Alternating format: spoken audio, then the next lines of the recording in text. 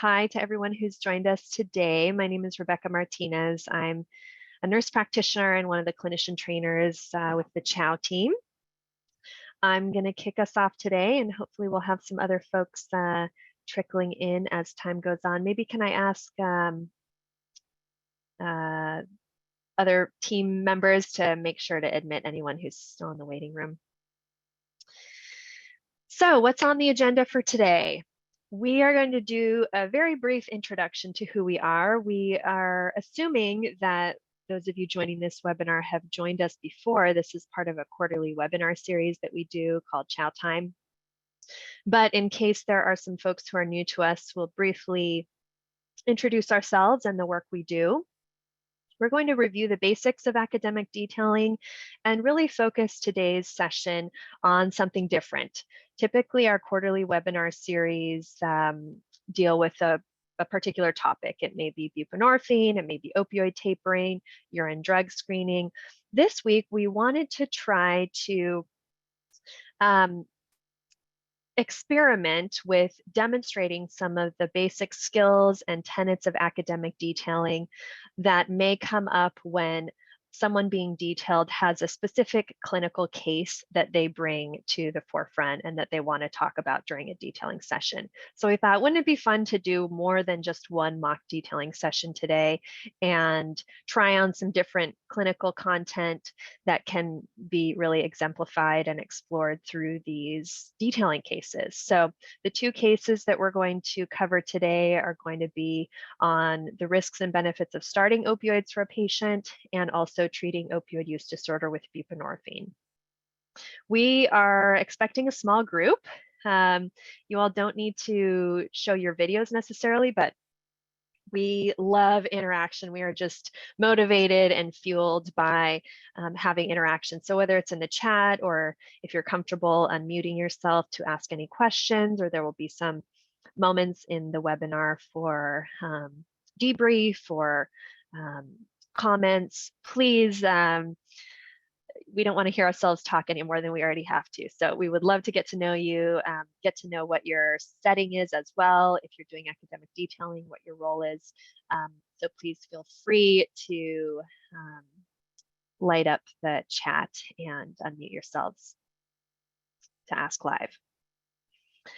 So who are we? We are the Center for Innovation in Academic Detailing on Opioids. Our vision is to decrease opioid-related morbidity and mortality by promoting balanced approaches to opioid management. I still just love our vision, even after these been about 3 years since we created it. We've been around since 2014. At that time, we were really focusing our efforts in San Francisco on overdose prevention and education.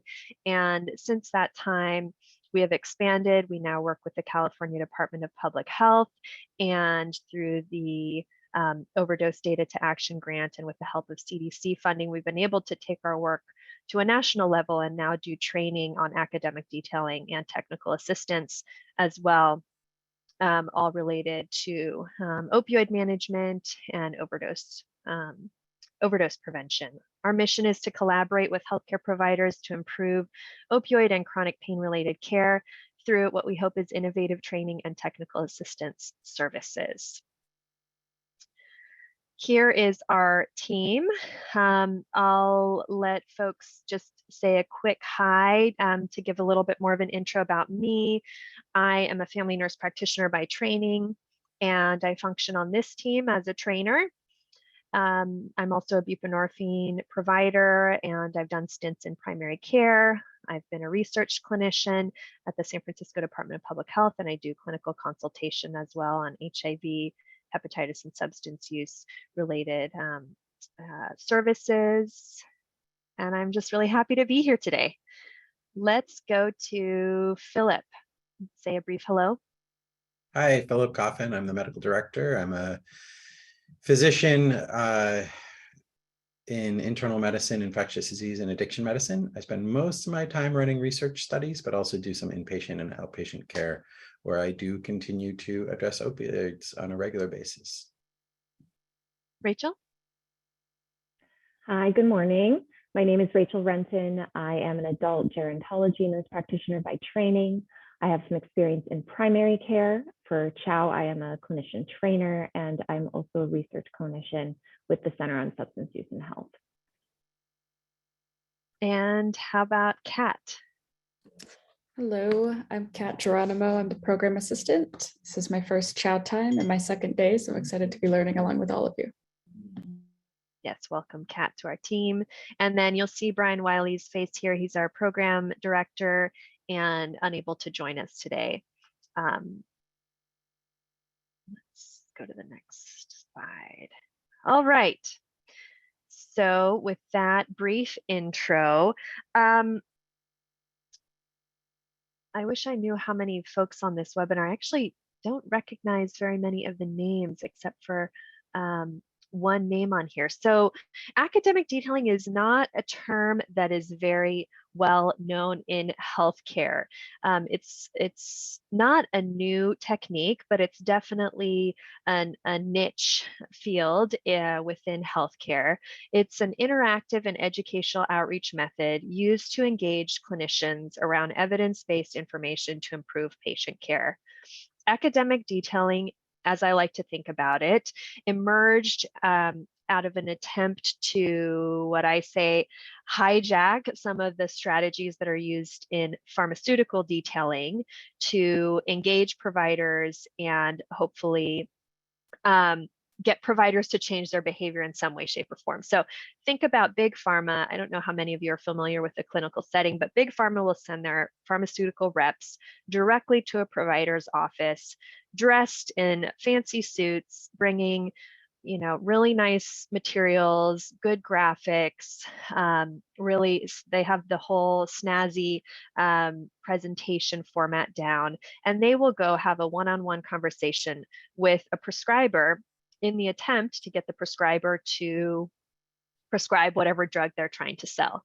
At the end of the day, if they've had a successful detailing session, that prescriber will start prescribing whatever expensive drug is new on the market and make that detailer money, make the pharmaceutical company money. And really, it's a profit-driven industry. So with academic detailing, we've realized, there's something to that strategy of going directly to the clinician, meeting with them one-on-one, and maybe we can use, borrow, steal some of those techniques to, with more altruistic purpose in mind, get to providers and inspire them to also change their behavior, but not around prescribing drugs necessarily, more around evidence-based practice, supporting patients, integrating new workflows and algorithms to improve their quality of their work life and the quality of patient care. Detailing relies on a few simple tenets: provider convenience, one-on-one interaction, and digestible information in an engaging presentation format. Since the pandemic, a lot of academic detailing has moved to the virtual realm. We do a lot via Zoom now, but traditionally, academic detailing is really happening over the phone or mostly even in a provider's office in a clinic setting. And detailers will go and try to meet with that whether it's a nurse practitioner, a pharmacist, a doctor, to provide some brief one-on-one educational settings, educational sessions in that setting. Let's see. As you can imagine, providers are all across the map in terms of the stage of their career that they're in, their knowledge on a specific topic, what sort of stage of change they're at in implementing new evidence-based patient care. And providers are humans. They can have concerns and fears in terms of how they do their work, just like any of us can have concerns and fears in how we do our work. So we're going to really showcase today how to try to meet a provider where they are at with whatever scenario they're in terms of their practice and the issues that they're facing with their patients, and the clinical scenarios that I already referenced, but I'm just putting these up here again. The clinical scenarios that we're going to be discussing are patients who aren't on opioids, but who are living with chronic pain and patients who use non-prescribed opioids. We've moved from saying something like illicit opioids now to the non-prescribed opioids term to decrease stigma for patients. So we're just going to jump right into the first case. And this is to set the stage. The clinician being detailed here in this case is going to be an experienced physician who is resistant to starting patients on opioids if the patient isn't already taking them. And the person being detailed is going to bring up the subsequent clinical scenario in the detailing session of a 56-year-old cisgender female who has chronic kidney disease and right knee osteoarthritis that she's been living with for many years. She has done multiple rounds of physical therapy, tried topical lidocaine, tried corticosteroid injections and Tylenol. And really the pandemic has made this a tough season for her. It's been harder for her to exercise. She's gained 20 pounds of weight and is suffering more from her pain and depressed mood than prior to the pandemic. And drum roll is that she has started asking her provider about opioids. So as we do these academic detailing sessions based on the scenario I just discussed, here's a quick review of what to look out for to sort of orient you to an academic detailing session. The steps of a visit over here on the right show you the flow of a visit, the ideal flow of a visit. Usually the detailer will start out with an intro, move into a needs assessment to explore what's relevant for that provider right now related to the topic. The detailer will move into some key messages, usually using materials to highlight key messages. We'll handle any objections and then summarize and close the visit, ideally with some behavior change conversation, hopefully some takeaways that the provider will just naturally glom onto as a result of the conversation. And just a little reminder, any objections that the providers have in detailing sessions are actually a sign that a detailing session is working. If the provider is sharing resistance, stress, that they're tired of whatever situation they're encountering over and over again, the administrative demands that are behind objections, a lot of clinical providers are experiencing burnout right now, even before the pandemic, but certainly since the pandemic, it's providers have been going through a lot. So objections are always an opportunity that give for the detailer to build rapport and explore the provider needs. I'm going to, let's see, everybody already has their video off, which is great because at this point in the webinar, I'm going to unshare my screen and ask everyone else who is not involved in the detailing session, perfect, to stop their video, and Philip Coffin and I will be doing this detailing session for you. So let's get into my acting role and let's start this off. So hi there, Dr. Coffin. My name is Rebecca. I'm a nurse practitioner and I work with the public health department. I have the phenomenal job description actually of getting out there in the community and getting to meet a bunch of providers here in San Francisco to find out what's actually going on for you all. The overdose problem here in San Francisco is really, you know, it's been so concerning. There's been so many unnecessary deaths and even non-fatal opioid overdoses. And we're just trying to get out there and see how we can support you all related to opioid management. We have some materials to share. Really, today I have no agenda. I'm here for you to get to know you and see what needs you have as you're trying to take care of your patients. So I always like to start out just asking what issues you have with opioids in your practice. Oh, what issues with opioids? You know, I mean, I'm not really, using opioids very much anymore. I try to stay away from them. You're trying to stay away from them, as are Yeah. many providers. Yeah. Tell me more about how that looks with your patients. Do any patients ask about opioids? I mean, yeah, they do sometimes. I usually just say no, we don't really prescribe them anymore. Something, acute pain, sure, but for like Mm, the chronic pain issues, we're really not doing that anymore. you're right. Yeah, it's really fallen out of favor. The CDC guidelines have pulled back from the overprescribing phenomenon that was happening, in the early 2000s, and guidelines have sort of swung the pendulum to the opposite direction. It sounds like you're trying to keep your patients from unnecessary opioid dependence. Yeah. I mean, it's just kind of it's top down, really. It comes down to us, kind of forcing us to change our practice. I do have patients sometimes who it's hard. I would really think about offering them opioids, but but we just don't really do that anymore. Mm-hmm, mm-hmm.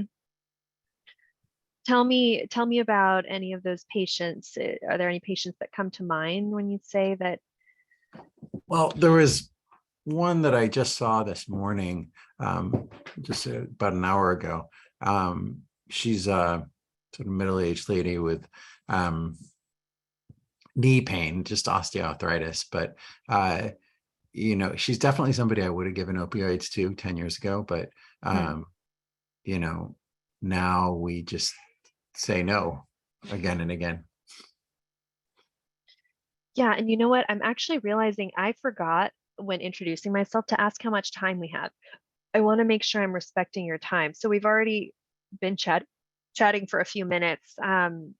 What's your hard stop? And we'll make sure to wrap up a few minutes before that.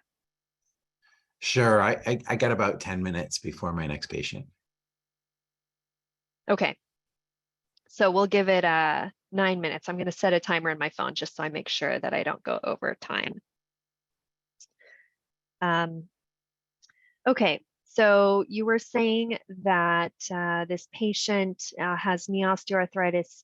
You may have prescribed opioids to her in the past, but you don't see that as a viable option for her. Yeah, I mean, Okay. she's one of those, she's got chronic kidney disease. So, she can't really take Advil and things like that. She's done tons of physical therapy. She's tried, topical lidocaine. She's gotten injections. Nothing really seems to help. And yeah. And so she actually recently, this morning, actually just asked me if I'd prescribe her some opioid medications. How'd that conversation go? Not so well. I just kind of said the same thing I did to you, that we really don't do that anymore. She's put on a bunch of weight in the last couple of years. She's not really exercising, kind of like everyone else. Pandemic, people just sit around, and I think it's made it really hard for her. So it's tough. It kind of feels like we just had tools removed from our toolbox rather than anything improved. But so on the one hand, I'm hearing that you see her suffering more now from her chronic pain. And on the other hand, you feel like your hands are tied because opioids are blacklisted in a sense, and really not indicated for most patients. Or if they are indicated, it's a ton of work. yeah, exactly. That's exactly right. Yeah. So even if I was going to do it, I don't have the time for it. Certainly wouldn't have the time to talk with you if I was checking all the boxes to prescribe an opioid. It's true. It's never ideal to do all the opioid stewardship measures. And yet here we are with a ton of opioid stewardship measures. Who knows where the field will be 10, 20 years down the line, hopefully a little more provider friendly and patient friendly for that matter. So, reflecting on this patient, I wonder if you'd be open to my sharing some materials and just sort of to play devil's advocate, exploring, potentially if opioids could be a feasible option for her, what that might look like for you to prescribe them in a way that feels good. I'm certainly not coming from big pharma. I have no agenda to make you prescribe opioids, but we see that some providers, whether it's for fear around DEA audits and their license, or just again, like we talked about, the challenges around prescribing opioids, sort of put opioids in a category of never an option for patients who potentially, a short time limited course of opioids could theoretically still benefit for these acute pain or worsening chronic pain sorts of scenarios. Well, this will be a novel experience, a health department representative telling me I should prescribe an opioid.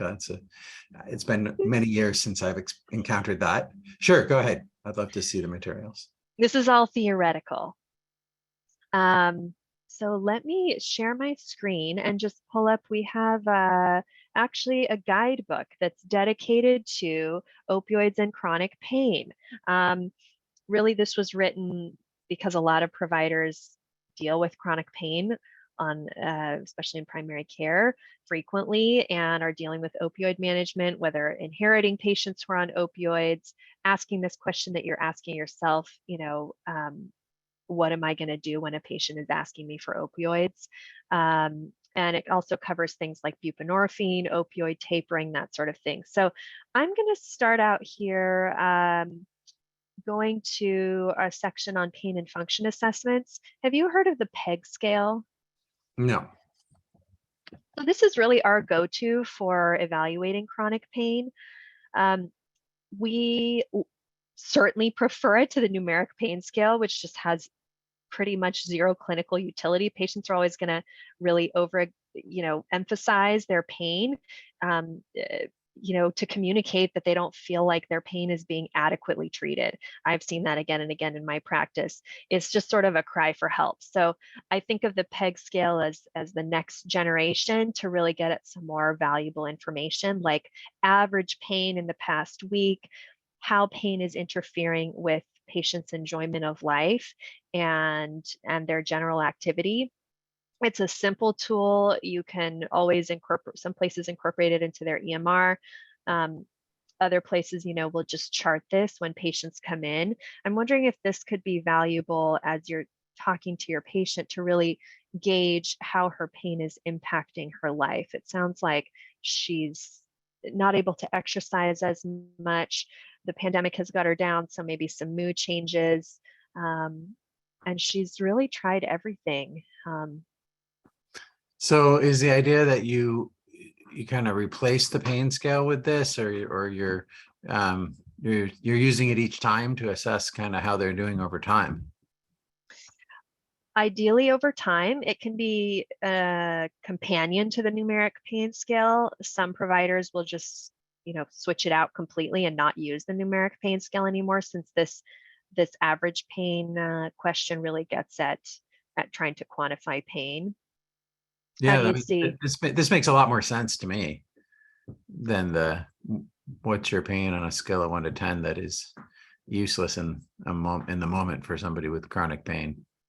It really doesn't direct anyone towards what to do next with a patient who is living with chronic pain. But certainly with this scale, if you see enjoyment of life scores worsening, general activity scores worsening, that may be an indication to do another trial of physical therapy, whatever it may be that's indicated for this patient. I can send you some, these materials so that you have a copy of the PEG scale. Yeah, that's definitely interesting. I'm going to go back as well, because as you were talking about this patient, her knee osteoarthritis. This is the Agency for Healthcare Research and Quality did a systematic review on what actually works in terms of non-pharmacologic treatment of chronic pain. Really, for knee osteoarthritis, exercise and ultrasound, two things that are integrated into physical therapy modalities. You've really already tried that for this patient. And, you know, just speculating here, I wonder if she's gotten some improvement in the past, but gaining weight can really be debilitating in terms of being able to get out and do exercise. Certainly the pandemic too, some people who were worried about getting COVID haven't exercised the same way that they used to exercise in years. So you've really done your due diligence and gotten her to those strategies that are proven to work. You know, and you said she has chronic kidney disease. Really, that's the mainstay of osteoarthritis treatment. So the reason that I wanted to bring this up is you've really done so much for her, and yet she's still suffering. So the section that we have here to consider opioids for pain management really highlights what you were referencing at the beginning of our session, that really there's not great data for opioids causing improvements in pain-related function or pain intensity. This study showed that, but did not include patients who had contraindications to NSAIDs or Tylenol. So, and there's my timer. So a lot of these studies really weren't including patients who had treatment options cut off because of their other chronic conditions. So sometimes when that's the case, it is an option to consider an opioid for a chronic condition. And your scenario with this patient checks off sort of all of these on the list. You know, she has other therapies that are contraindicated. She's done some trials of other meds and modalities that haven't been successful in, you know, making her chronic pain better, even if we can't ever eliminate chronic pain. And it sounds like you've really worked with her for a lot of years and have had some conversations with her. So I know our time is up. There were some things I wanted to go through, you know, just if you did consider opioids, how would you do it? Like low and slow, starting low, going slow, really using opioids for less than 3 months. I wonder if for someone like her, a short course of opioids could be a way to get back to physical therapy or get to the gym and try to lose some weight, if it may just sort of help her get to that next possibility for her treatment. Yeah, you know, if you can send me this, I'd love to, you know, review that study you noted, because I'd heard about that study, but I didn't realize that it didn't include people who couldn't take NSAIDs. So that kind of changes things a little bit. This might, you know, I'm willing to consider this. You know, maybe a trial or intermittent opioids, you know, when things get bad, maybe. Yeah, and this is sort of an unusual setting for me. Usually I don't find myself trying to expand providers' thought of their toolkit, including opioids, but there are very few, but certainly some very compelling patient cases where I think we've ruled out opioids before we've adequately addressed them as a theoretical option. So I'm going to stop my screen. I know you need to wrap up. I'll get you those materials. How do you see talking about all of this with that patient the next time she comes in? You know, I like the idea of the PEG, and I definitely like to use that. Anything you can get me on that makes it easier to use it would be great. And then and you know, I will open up a dialogue with this patient, and I won't take opioids off the table like I did before. Opening up the dialogue is always where it starts. So thank you for being open to meeting with me. I'll follow up with you by email to get these materials to you. And then I may, if it's all right with you, send you an email as well to check in a month or so. We could either hop on the phone or hop on a Zoom again. Great. Does that sound okay? Thanks, Rebecca. All right. Thank you for your time. Cut. So often when we debrief these sessions, we like to start out giving the person being detailed, the actor being detailed, an opportunity to talk about what worked, what didn't work, how did they feel about the session. And then as we're debriefing, feel free to as well put any anything that stood out to you um, into the chat, any pearls that you heard or techniques that were used. But Philip. So yeah, you know, I liked the things that I really appreciated were you dug into an individual patient, which really gave me something to something specific upon which to consider the things that you were bringing up, I find that really helpful, and what distinguishes academic detailing from other modes of education. The next thing, I like that you gave me one tool that's totally not controversial, the PEG, and that can be really effective. And so you did a nice job presenting one simple tool that I will almost certainly try using. And then you did walk me down the path of reconsidering just a blanket opposition to opioid therapy for conditions that include chronic pain. And that's a tough place to get to without losing credibility these days. So good job. And from my perspective as the detailer, that was a tough session. I've never actually done a session on this topic, which is why we decided to do a session on this topic, because sometimes providers will just be so resistant to prescribing opioids, but it's one other drug out of many that have proven benefit, even if the benefits are small, for chronic pain. So certainly it tested my my techniques in how to bring something up, not trying to be forceful, but like the gentle nudging, using the materials to help a provider go from being closed to even just being open.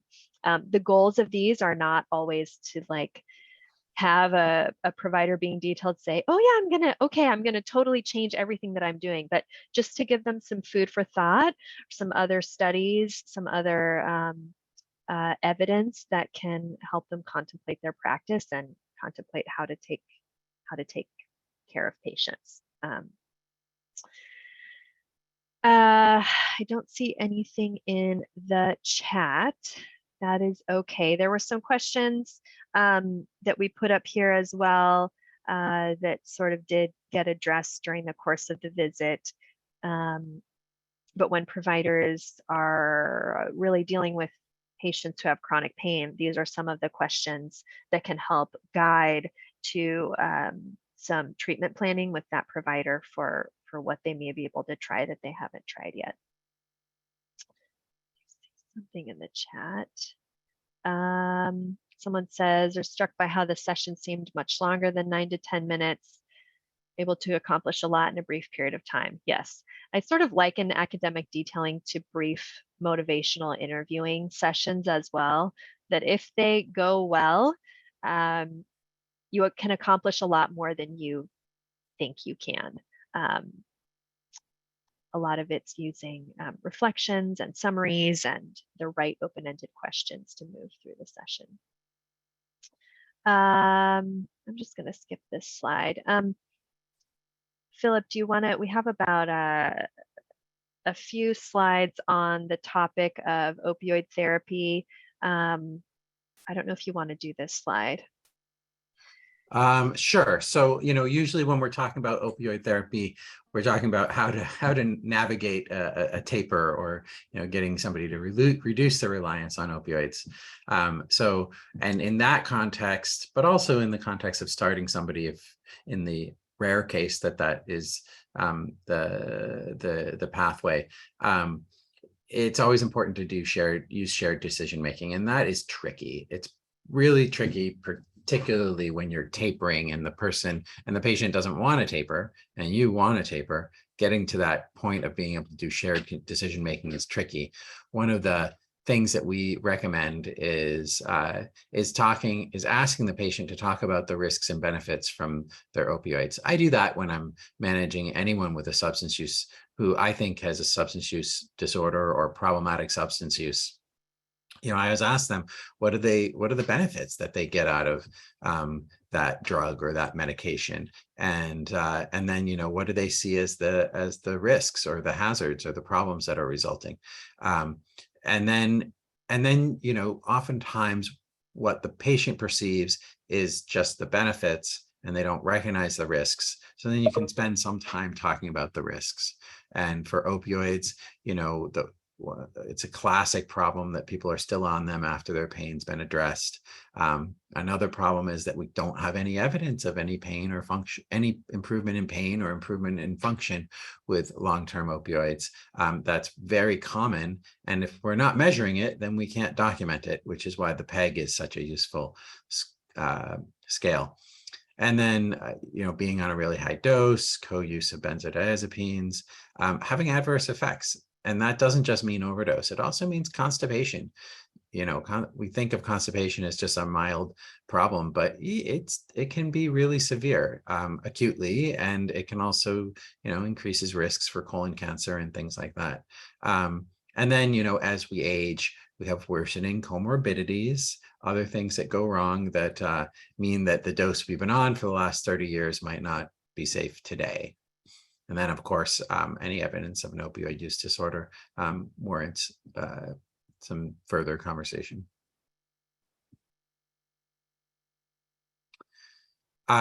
So the non-pharmacologic management for knee osteoarthritis, there's not a lot in there. Exercise and ultrasound. And then for medications, really the only thing we have here is NSAIDs. So Tylenol doesn't really do anything, unfortunately, based on the data. So we just have NSAIDs, and that really limits our non-opioid options for osteoarthritis. In this particular patient's case, there are a couple other things that I would think of as management that I didn't see mentioned. And one of that would be topical topical diclofenac, which is a topical NSAIDs. I didn't see that listed in the things that she's tried. So that would be one of the things that I would add to this list, topical NSAIDs. And that helps you to avoid some of the contraindications to NSAIDs and still get some local NSAID therapy to the area.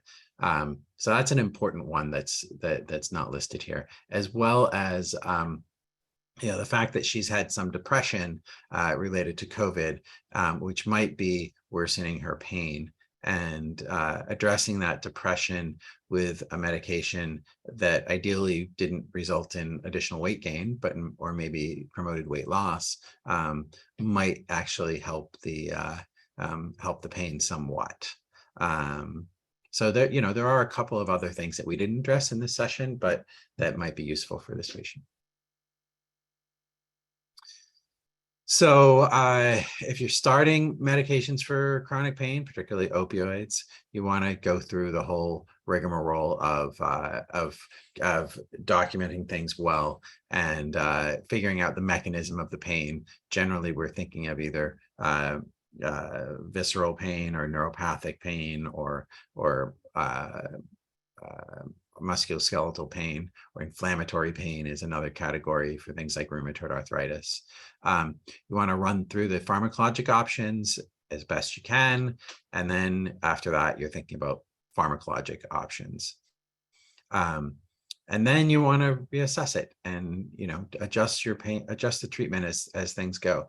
And then it's always important to point out that when you have patients on opioids for more than 3 months, they usually stay on them long term.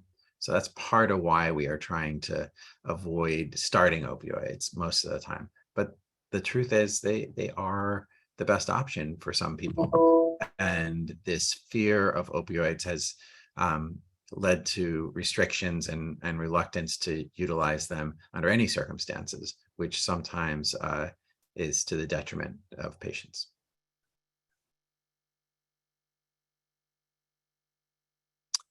So this is the old CDC guidelines. We have new ones coming, but they always say the lowest effective dose, low and slow.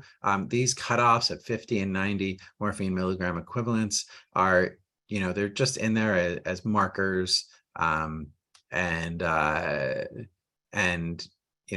to be cautious. But the idea when these guidelines were developed, this is about the up titration of opioids. So this doesn't mean that if you have someone who's been on 400 milligrams for 30 years, you need to get them under 50 or under 90. That was not the intent of these guidelines at all. The CDC has tried to make that clear. And as somebody who sat on the committee that ran through these guidelines originally, I can reaffirm that the intent was not to force everyone to doses under these limits, but they were markers when you're up titrating an opioid.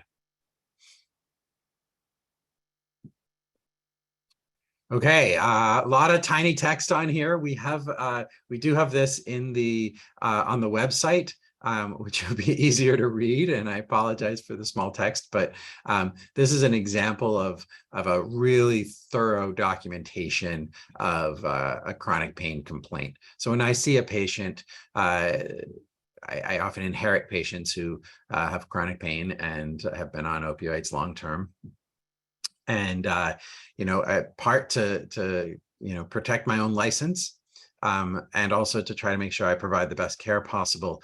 I do, when I initially see them, have a dedicated visit to chronic pain, and I go through a really extensive documentation of their chronic pain, of the history of it, of any risk factors, of any evidence of opioid use disorder, of urine drug screening, controlled substance or agreements, prescription drug or controlled substance monitoring programs, naloxone prescription, and a justification as to why I may be continuing opioids in this patient.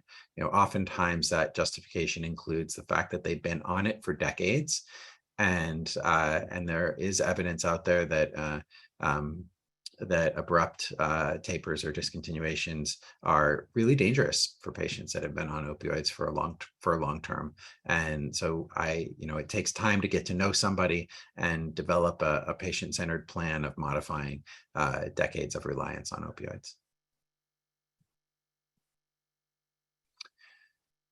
Yeah, so we have to consider opioids sometimes.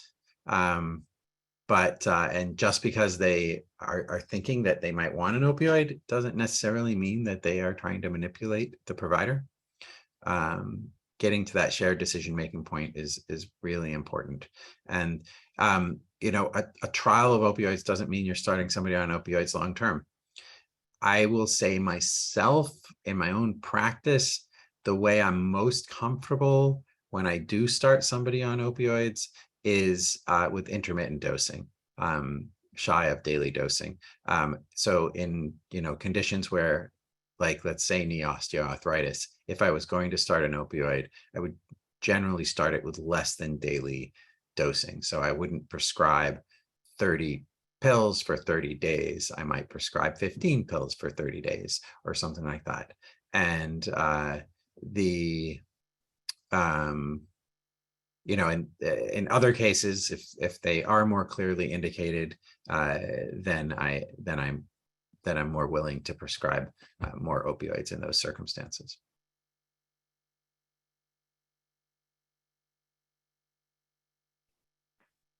Okay, we're going to move on to our next case study. And Rebecca, do we have any time constraints to be aware of? Should the next detailing session be shorter than 10 or 15 minutes? Yeah, let's have the next one be like a quick 7-minute session, and then we'll debrief and do the buprenorphine. Sounds content great. after that. Okay, so for this next case, Philip will be detailing me, a clinician who is a newly licensed nurse practitioner who's very interested in obtaining an X waiver and offering buprenorphine treatment for her patients with opiate use disorder, but she's not quite sure where to start or how to integrate it into her primary care practice. The specific scenario that will be brought up during this detailing session is a 25-year-old cisgender man who disclosed a history of prescription opioid use starting in high school. He started smoking heroin about 2 years ago. He doesn't have stable housing nor reliable transportation.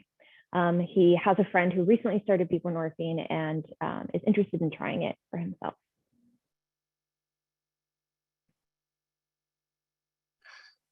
All right. Rachel, my name's Philip. We spoke on the phone, and I really appreciate you agreeing to meet with me today. Oh, well, thanks so much for your time too. I'm really curious to see what sort of support or information you have to offer today. So, as you know, I'm connected to the health department, and we've been reaching out to all kinds of providers around the city to try to provide any help that we can around managing opioids in their primary care, whether it's for pain or it's for use disorders. And my first question, though, before we get started, is how much time do we have today? I know you're really busy. Oh, yeah, I have 5-10 minutes tops before I need to squeeze in a lunch break before my next clinic. I'm going to split the difference and set a timer for 7 minutes. Sounds great. Okay. So the main question that I have is, what kinds of issues do you have around opioids in your practice? Well, what's come up lately is a few folks have been added to my panel who are using opioids, non-prescribed opioids. No one at my clinical site really offers buprenorphine treatment, so I don't have people to turn to for guidance. I know that the X waiver requirements have changed semi-recently, but I actually haven't had enough time on my hands to research that properly myself.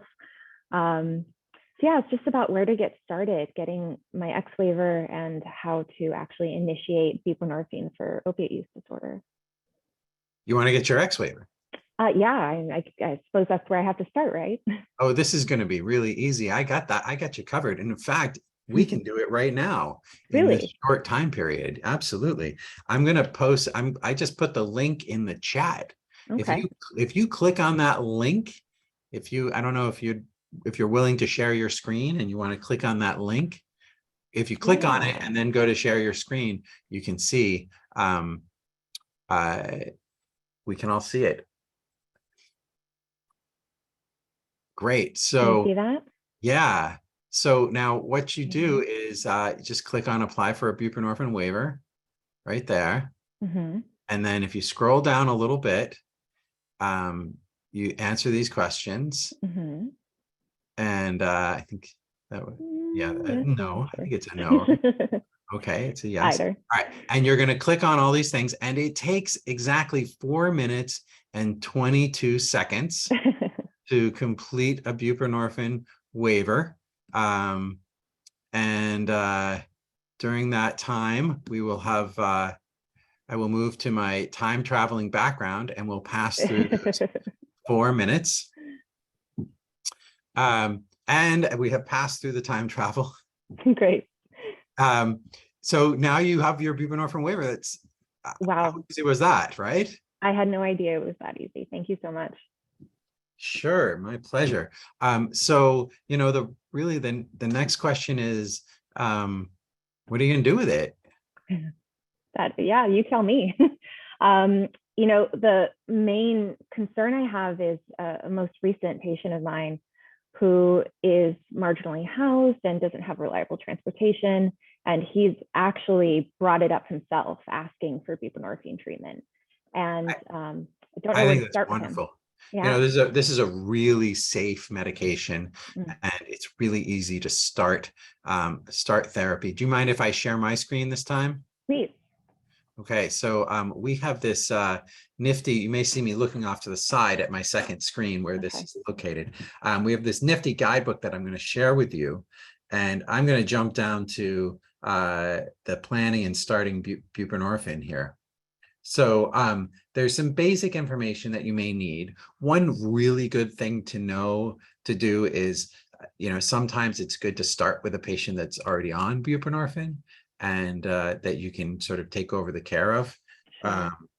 But if not, if you're starting on your own, there's some basic info in here that you can take a look at. Includes the formulations, potential side effects, the things that are not contraindications. So, using other drugs or alcohol are not contraindications to buprenorphine. Usually what people start with is the sublingual tablets or the sublingual film. That's usually how people start. And the classic way to start is, I'll enlarge this a little bit, have the patient sign a consent for treatment. You can just make one up, but you want to at least document in the chart that you ran through and consented them for treatment, because it's important because you're starting them on a therapy. And then make sure they're in withdrawal, and they can do this at home. There are some great online resources I will send you links to that give you some information about how to instruct people to start buprenorphine at home. And then they usually start, normal dose is 4 milligrams once they're in a good amount of withdrawal. And then you repeat it every 1 to 2 hours until they're stable, up to 12 milligrams on day 1. And then on day 2 up to 16, and then on day 3, people go higher and may end up at 24 or even 32 milligrams. So that's normal. Does your patient happen to use fentanyl? I asked him about that, and he says not that he knows of, but he, also acknowledges that he can't know for sure because he doesn't really test his own. So if it's not fentanyl, this usually works for most opioids. With fentanyl, it can be a little bit tricky. People can have more at a higher risk for precipitated withdrawal. Got it. This is way easier than I thought it was going to be. And also good to know that other substances aren't contraindications. I was worried about the instance of polysubstance use and when to, refuse a buprenorphine refill, or if there's ever grounds for that. Oh, that's such a good question. Yeah. So first, using other substances is not a contraindication, and buprenorphine doesn't treat the other substance use disorders. Right. So you wouldn't expect somebody to stop their methamphetamine or cocaine use just because they're on buprenorphine. Sometimes people do reduce their use as their life gets more organized. Their use often decreases, but it's not considered a treatment for those substance use disorders. And we wouldn't stop buprenorphine in a circumstance like that. Right. It's, really, the buprenorphine is so safe compared to other opioids, other non-prescribed opioids. The only reason to stop it is if the person's not taking it. That's really the only circumstance where I'd consider stopping buprenorphine, or if just they can't tolerate it. Another reason to think about, sometimes people do okay on buprenorphine, but they're going to do better in a more structured program with methadone. And so sometimes you're going to transition them to a different medication, but usually they do pretty well, especially when they want to. Right. So now that you're waivered, it's going to be about 4 to 6 weeks before you get your your X number, the DEA number with an X in the front. Sure. When you get that, you can start. That's so exciting. And you mentioned that it's safe for someone to start at home. Did I hear that correctly? Yeah. Okay. Yeah, it's safe for people to start at home, and there's no requirement for counseling. Okay. It certainly is helpful for some patients, and you might decide you can provide the counseling, or you want them to go to someone else, but they don't have to. They can just take the medication if that's what works best for them. That's good to know. We don't offer substance use counseling services at my clinic, so unless this particular patient can find it elsewhere, that would be hard. I know we've hit our time limit and I want to respect your time. But is it okay if I follow up with you in a couple months and see how things went with that? That would be great. I'm sure I'll have even more questions for you. Fantastic. I'm really looking forward to it. Thanks for meeting with me. Thank you so much. How did that go for you, Rachel? Oh, it was great. You were so supportive and non-judgmental about this, very busy new provider who just hasn't had the time to do, her own due diligence, her own research herself. And I think that's the reality. A lot of times they hear about the old requirements, and so they think that's still the case, and they don't bother. It's hard to find time to look into it further, even if they're interested. So just providing a path of least resistance was actually really great, and having, some accountability built in where I'm going to the website and sharing my screen. I think that was also a nice trick. I enjoyed using my time travel device. I forgot to mention that. That was a delightful surprise. Thank you.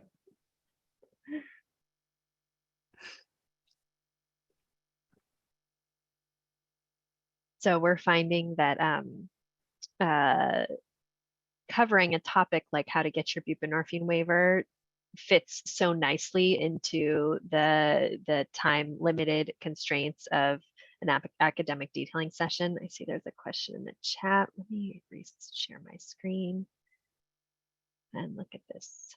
I see the chat question. I can answer that. Can you explain why the patient should be in withdrawal before starting buprenorphine? Great question. There are two different, the standard way to start buprenorphine is that the patient goes into withdrawal. And the reason is because the buprenorphine is a partial agonist at the mu opioid receptor. So it only makes so much of an effect. And when they're on a full agonist, the effect is much higher. So if they take buprenorphine, it will pull, let's say, the heroin out of the receptors, replace it with buprenorphine, and they'll go into severe precipitated withdrawal, which can be really painful and horrific for a patient. And besides being painful and horrible, it can make them never, ever want to touch buprenorphine again. So what we do is we let them go into withdrawal so the effect drops below that of buprenorphine, and then they take buprenorphine and feel a little bit better. And that both helps them make the transition safely and also helps them feel like the medication is helping them rather than making them sick. The complication is that with fentanyl, when somebody has developed a very high tolerance on fentanyl, yay, thank you, Rebecca, for putting up this slide. Even going into withdrawal, the effect on board is may still be much higher than that of buprenorphine. So even going into withdrawal from fentanyl, you may still have precipitated withdrawal when you start buprenorphine. So many people have shifted to this overlap initiation approach where you continue using your opioid and you take tiny doses of buprenorphine, increasing each day or multiple times a day over several days until you get to the point where you can stop using your other opioid and you do okay with that transition. So those seem to work pretty well. It's definitely a novel way of starting buprenorphine, and it's a little more complicated. So it's a little harder for patients to do on their own. So fentanyl's made starting buprenorphine definitely a challenge. But also there are some patients who just don't really want to go through withdrawal, even if they don't use fentanyl. And so these new overlap initiation protocols are for patients as well who may just be turned off by the idea of having to suffer from some withdrawal symptoms to get on their treatment. So patients still have the choice between which method to use, but how patients feel about withdrawal and the risk of precipitated withdrawal will often guide whether we land in the camp of doing a more traditional withdrawal initiation or an overlap initiation. Okay, great. So let me unshare my screen and just hop back. We're coming up on time, but I just wanted to go through a few of these slides that we have, and I may skip around a little bit to get to the interesting stuff. So in the guidebook, oops, oh, that didn't work. I'm gonna apologize for all of this.